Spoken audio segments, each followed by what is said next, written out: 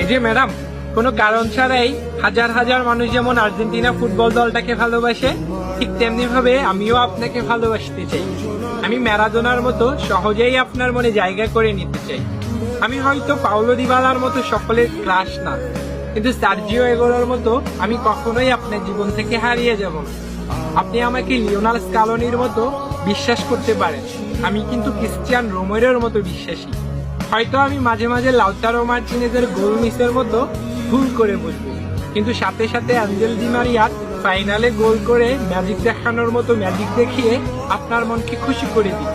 আমি লিওনাল মেসির মতো শত অপমান সহ্য করেও বিশ্বকাপ ট্রফি পাওয়ার স্বপ্নের মতো আপনাকে পাওয়ার স্বপ্ন দেখে যাব সারা জীবন। আমি ম্যাকালিস্টারের মতো আপনার সব রাগ সহ্য করে নিব। জুলিয়ান আলভারেজের মতো আপনার হৃদয়ে আমি সহজেই জায়গা করে নিব। আমি রদ্রিগো দি পলের মতো আপনার বডিগার্ড হয়ে সবসময় আপনার পাশে থাকব। আপনার মন খারাপ হলে আমি এমিলিয়ানো মার্টিনেজের মতো নেচে আপনার মন ভালো করে দিব। আপনাকে নিয়ে কেউ বাজে কথা বললে আমি ওতামেন্ডির মতো সাথে সাথে প্রতিশোধ নিব। আমি হয়তো অ্যাঞ্জো ফের্নান্দেসের মতো অনেক বেশি কিউট না, আবার লিসান্দ্রো পেরাদেসের মতো অনেক হ্যান্ডসামও না।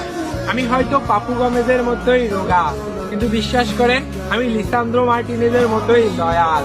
আর্জেন্টিনার ফ্যানরা যেমন বিশ্বকাপ ট্রফি না জিতেও আর্জেন্টিনাকে কখনো ছেড়ে যায় নাই, ঠিক তেমনি ভাবে আপনি আমাকে ভালোবাসেন আর না বাসেন, আমিও আপনাকে কখনোই ছেড়ে যাব না।